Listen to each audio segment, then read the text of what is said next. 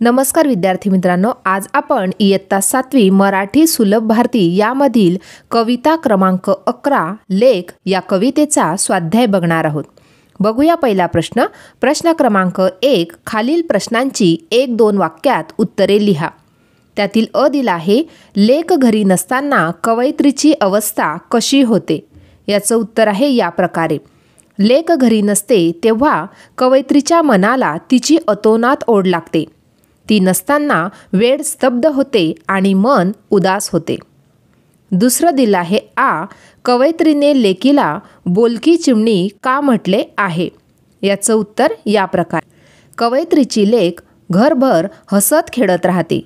चिमणी जशी चिवचिवत राहते तशी लेक सारखी बडबडत असते, म्हणून कवयित्रीने लेकीला बोलकी चिमणी म्हटले आहे. पुढचा प्रश्न बघणार आहोत. ई दिला आहे, कवितेतील लेक केव्हा रुसून बसते. याचं उत्तर या प्रकारे. कवयित्री जेव्हा लेकीला थोडीशी रागावते तेव्हा लेक रुसून बसते. पुढचा प्रश्न बघणार आहोत. प्रश्न क्रमांक 2. खालील आकृत्या पूर्ण करा. यातील अ दिला आहे, कवयित्रीला जाणवलेली लेकीची विविध रूपे. बघा, या प्रकारची विविध रूपे कवयित्रीला जाणवलेली आहेत. पहिलं रूप आहे ते म्हणजे तांबडे कुंदन, दुसरं हिरवे गोंदण, तिसरं झाडाची पालवी, पुढचं हाडाचे चंदन, पुढचं बोलकी चिमणी आणि शेवटचं ती म्हणजे पाकळी. अशा प्रकारे कवयित्रीला लेकीची विविध रूपे जाणवलेली आहेत. पुढचं बघणार आहोत. यातील आ दिला आहे, लेक घरात असल्याचे कवयित्रीला जाणवणारे फायदे.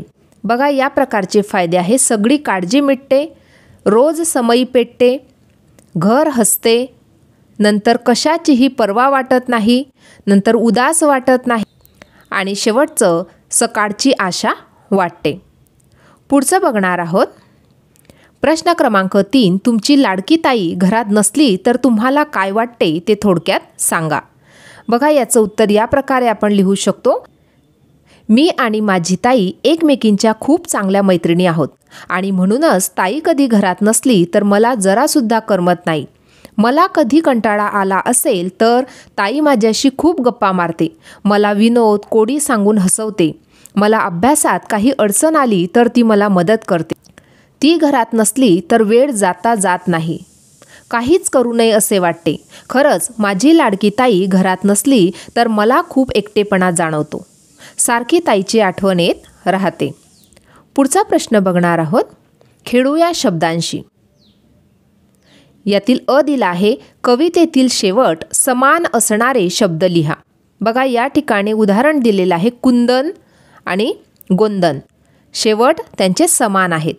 त्याच प्रकारचे शब्द आपण या प्रकारे लिहू शकतो. पहिला शब्द आहे कुंदन, चंदन. दुसरं मनाची, घराची. ची शब्द सारखा आहे. तिसरं मिटते, पेटते. चौथं उरास, उदास. पुढचं बघणार आहोत. पाचवा शब्द आहे हसते, बसते. सहावं करू नये, रुसू नये. सातवं भाषा, आशा. आठवं कळते, लागते. या प्रकारचे शब्द शेवट समान असणारे शब्द आहेत. पुढचा प्रश्न बघणार आहोत. मुलगा मुलगी एक समान, दोघांनाही द्या सन्मान. यासारखे सुविचार शोधून लिहा. बघा, या प्रकारचे सुविचार या प्रकारे आहे. मुलगा मुलगी भेद नको, मुलगी झाली खेद नको. दुसरं मुलींना समजू नका भार, त्याच आहे जीवनाचा खरा आधार. तिसरं मुलगी झाली म्हणून नका बाळगू भीती, गुणवान मुली ही तर देशाची संपत्ती. या प्रकारच्या या सुविचार आहेत. पुढचं बघणार आहोत. खालील चित्रे पाहून आपल्या भावना व्यक्त करणारी वाक्ये लिहा. बघा, आता पहिलं चित्र आहे सशाचं. या संदर्भात आपण आपली भावना अशी व्यक्त करू शकतो, ओ हो ससा धूम पडाला. दुसरं, या फ्रॉकमध्ये तू किती छान दिसतेस. तिसरं चित्र आहे या संदर्भात, आई ग ठेच लागली. अशा प्रकारे खालील चित्रे पाहून आपण आपल्या भावना व्यक्त करू शकतो. पुढचा प्रश्न आहे विचार करा, सांगा. बघा, या प्रकारे आपल्याला लहान झालेले पण इतरांना वापरता येतील अशा कपड्यांचे तुम्ही काय करता.